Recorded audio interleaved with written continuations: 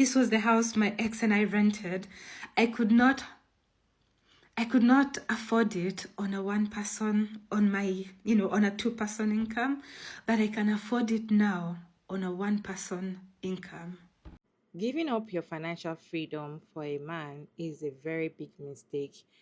Allowing your man to have access to your own income, or sometimes doing some joint accounts and not even knowing that the man can be doing something else with his own money, but then you go ahead and give all your earnings. Some women even go as far as giving their salary to their husband first before they touch it.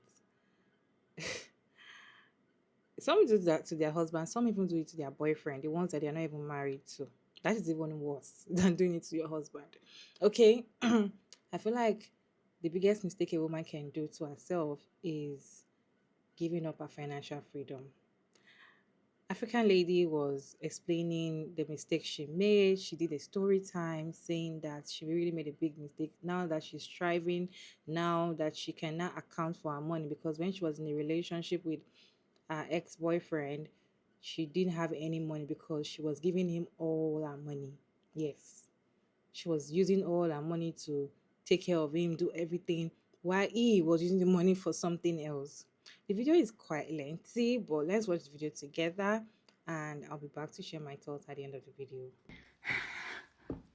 You know what I find interesting is that I was in a 3-year relationship up to last year, July, whereby my ex and I combined for the last 2 years of that relationship, other than the last couple of months before we broke up, because he walked out of his job in solidarity with his mistress.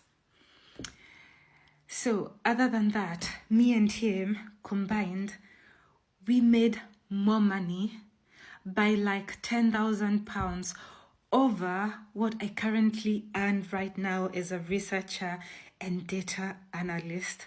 But guess what? I was living in poverty.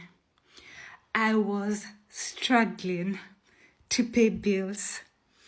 I was barely coping under the financial weight of being the sole provider in a 2-person or in a 2-income relationship. And I did not do that out of the goodness of my heart. I had been financially manipulated for years, but that's the story for another day. My God, it was so bad. I had to write to our rental agency and ask if we could change the date that we pay rent from the 19th to the end of the month when I received my salary. It was so bad, I needed to make some adjustments to my day in the office. That is how bad it was for me. Like, I was barely coping.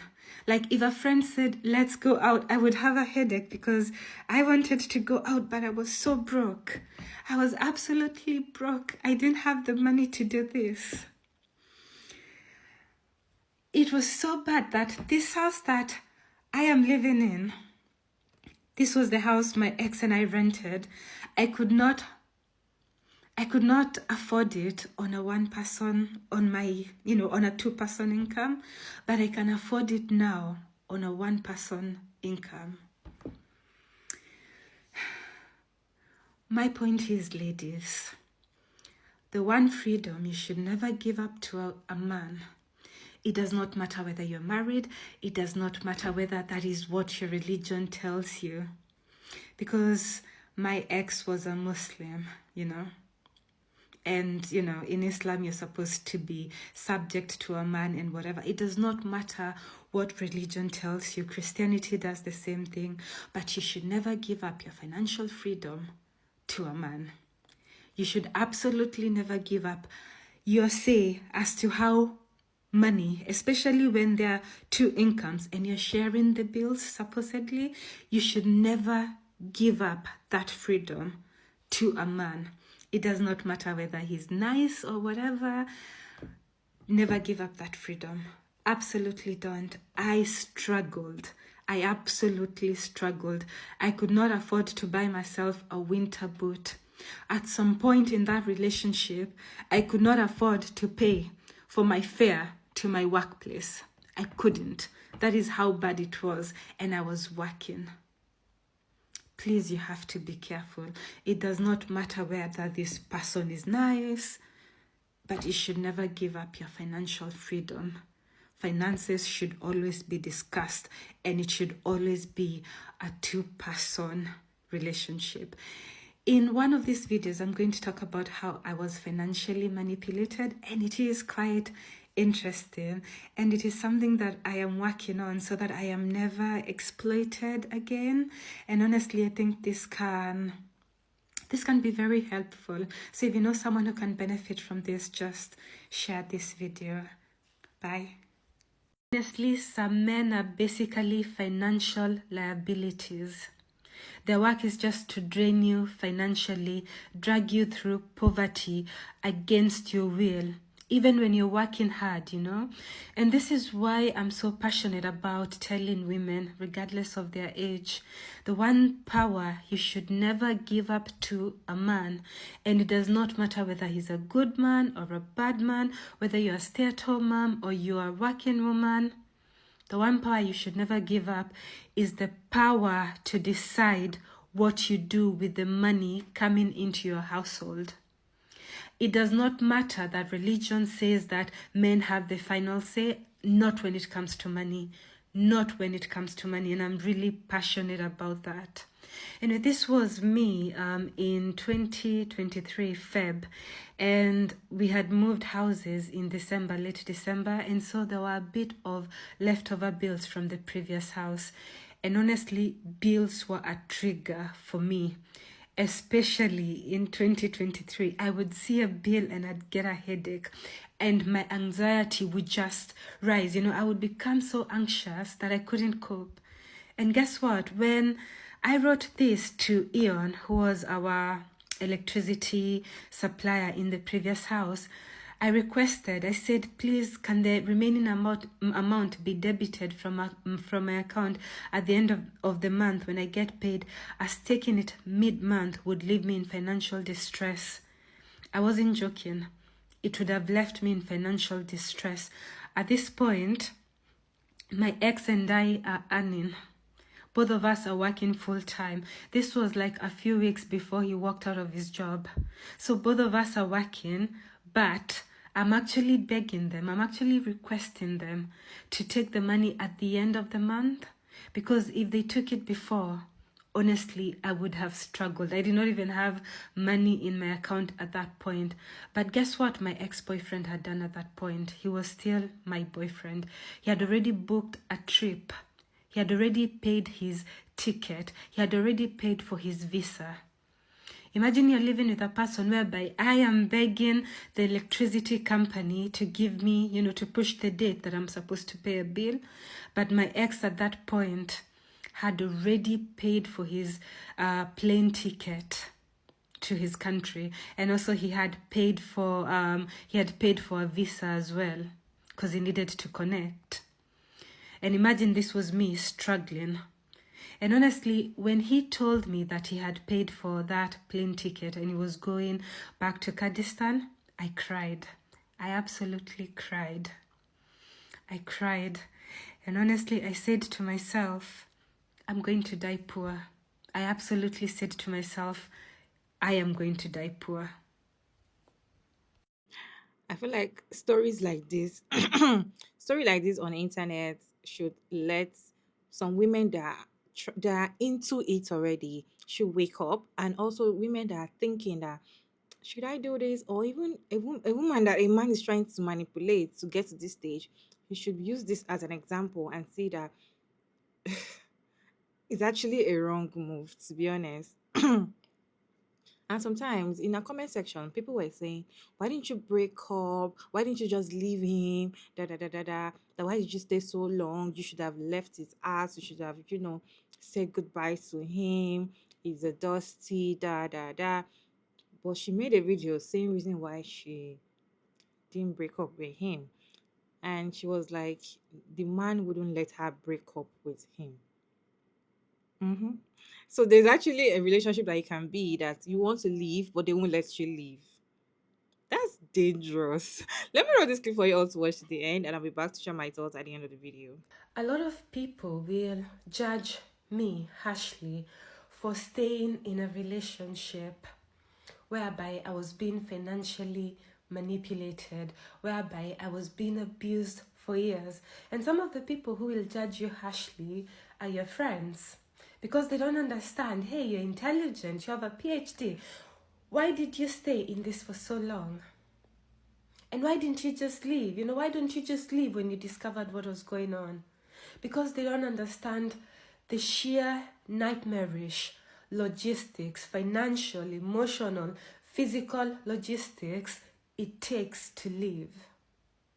For instance, from as early as January last year, there was an escalation in the abuse that I was facing in my relationship. And this time I could clearly see it because the intensity was, it had increased. The emotional abuse, disparaging remarks about my body, refusing to help around the house to my face, refusing to touch me. Like if I touched this man, he would recoil. He was talking badly about me in front of his friends. He would come to the house. If I was in the sitting room, he'd go upstairs. If I was upstairs, he'd stay in the sitting room until I left upstairs. If I tried to say mwah, he'd be like, ah! You could see the rage in this person's face. But even regardless of all that, no one time this person ever said, I want to break up. He did not even try, not even one single time. He never said, I want to break up. And so I went from January to March, and then he took his international trip. I was saying, is everything okay? Is everything okay? My God, my horse went hoarse from saying, is everything, are we okay? Are we okay? And then when he came back, and at that point, I think there was the trend of when your man hates you, when your boyfriend hates you on TikTok. And I thought to myself, this is it. It is me who's trying to find the solutions of what is happening in this relationship. I am so tired. And I'm like, this person is abusing me. And honestly, I was not even focusing on the financial abuse. I was focusing on all these other things that he was putting me through because I was losing it. I was absolutely losing it. And so when he comes back from Kurdistan and this cycle of abuse continues, like this person comes and he will not even say hi because you can see how he's disgusted to find me in the house, like he would come to bed. This is summer and you know how hot and humid the UK is. And he would take a blanket and put it between us. And at that point, I was tired of saying, what is going on? And so I thought, this person hates me. And I thought, this is actually a really dangerous situation because he hates me. And I thought, maybe he feels trapped. Maybe he wants me to break up with him. Maybe he thinks I need him. I started making up excuses as I had done for this person. And you know what? I tried breaking up with him for the first time. I think that was mid-June. I tried breaking up and I said, let's break up. But do you know what he did? He just walked out of the door, went away, came back like I'd said nothing. And I was shocked, like, what is going on? What is going on? And then the next time he humbles himself and is like, you don't even see what I'm going on.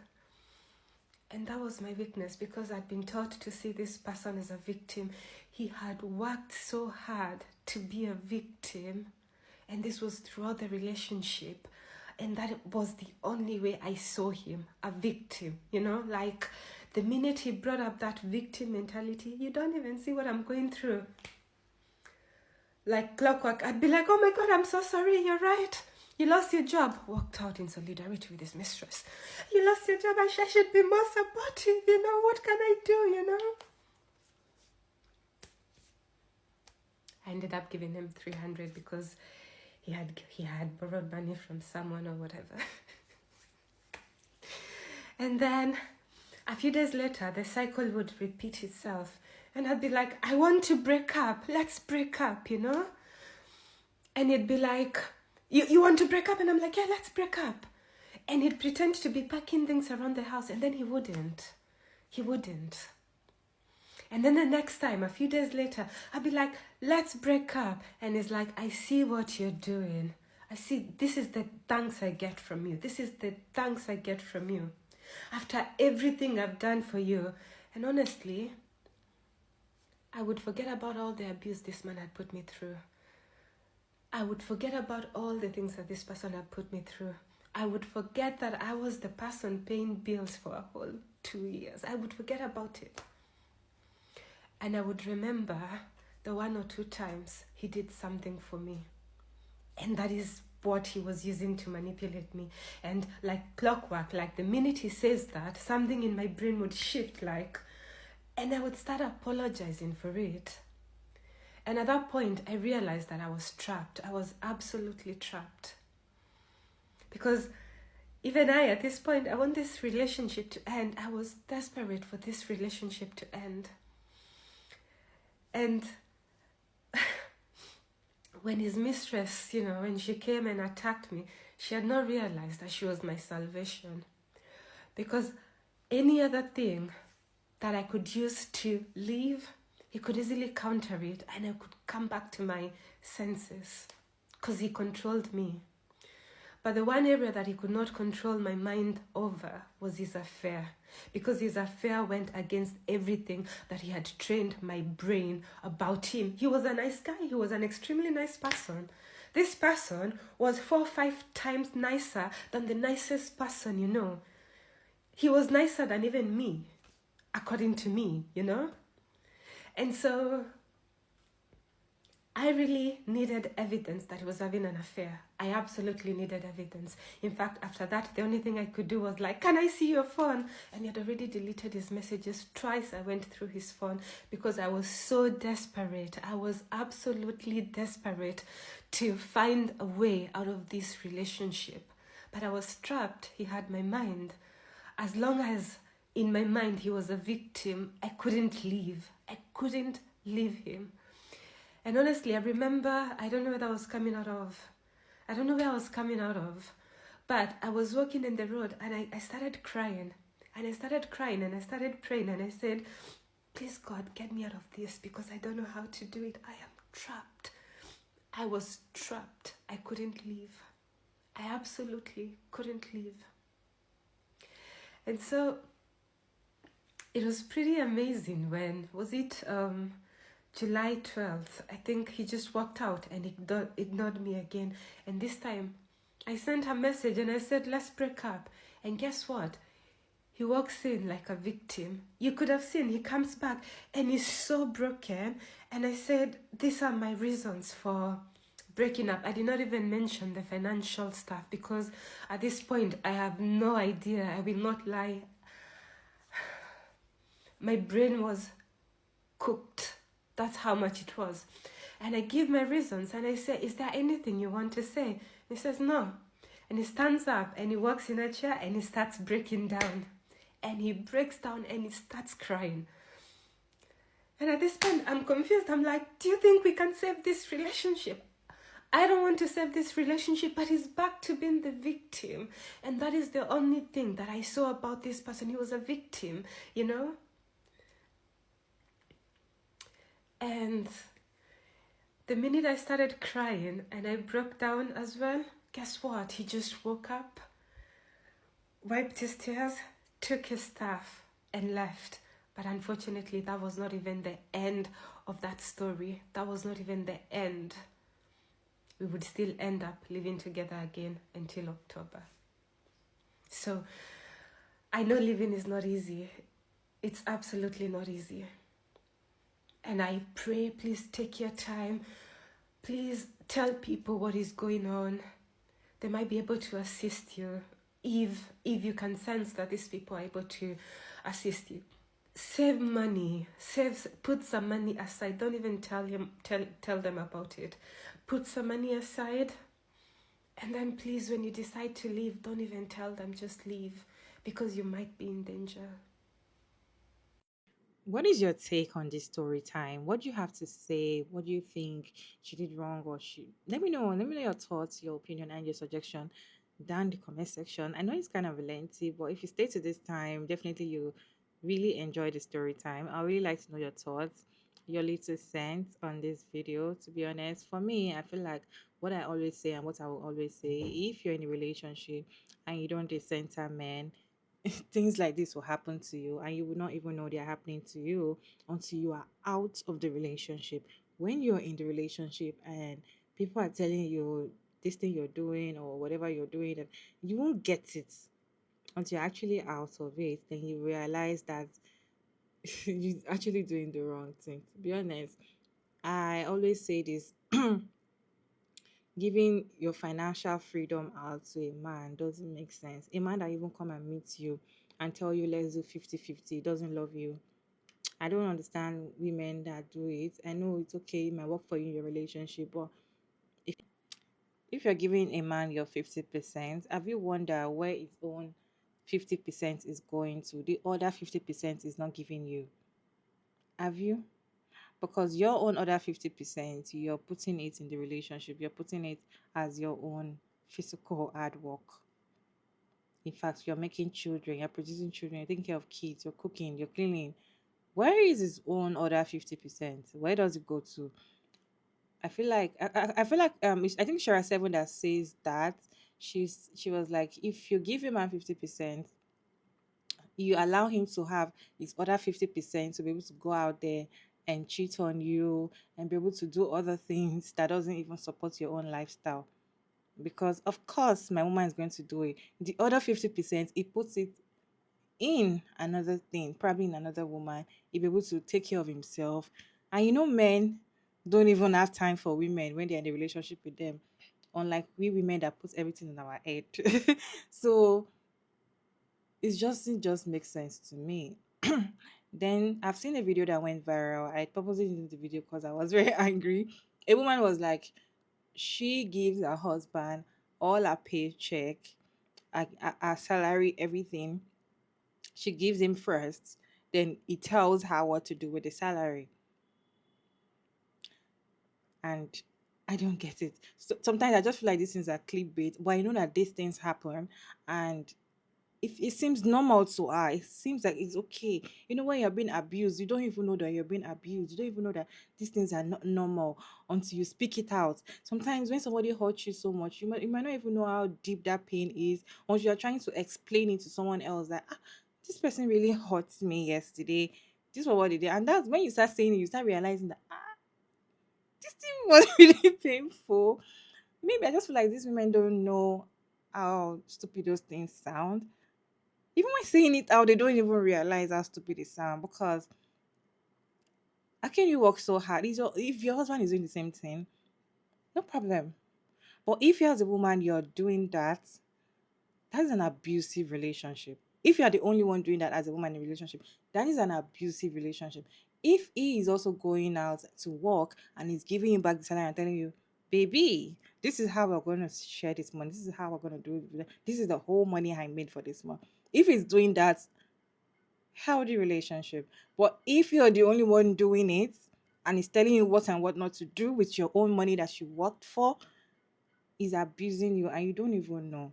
So seriously, this kind of story, I just feel like is it's a lesson for people or women that are in kind of relationship that feel like they can just be open-minded to everything. I'm not saying don't be open-minded to your partner, but then you use it with your sense. If that makes sense. Anyways, let me know your thoughts about this video down in the comment section. And thank you so much for tuning in today. It's your girl Maria David. And don't forget to like and share and subscribe if you enjoyed this video. Just let me know down in the comment section with an emoji, anything I will appreciate. And don't forget to share as well to people that might find it interesting as well. And I'll see you all in my next video. Bye.